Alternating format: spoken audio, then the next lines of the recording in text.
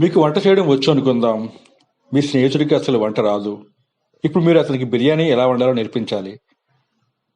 అప్పుడు మీరు ఏం చేస్తారు? ఒక కాగితం మీద స్టెప్ బై స్టెప్ వివరాలు రాస్తారు. ముందుగా బియ్యం కడగాలి, పొయ్యి వెలిగించాలి, ఉల్లిపాయలు కోయాలి, ఇలా.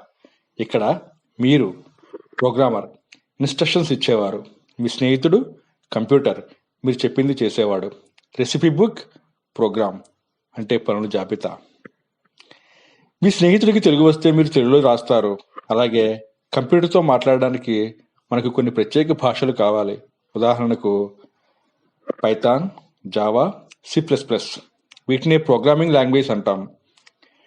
మీరు రాసిన రెసిపీని మీ స్నేహితుడు ఎలాగైతే ఫాలో అయ్యి బిర్యానీ వండుతాడో, మీరు రాసిన కోడ్ను కంప్యూటర్ ఫాలో అయ్యి మీకు కావాల్సిన పనిని పూర్తి చేస్తుంది.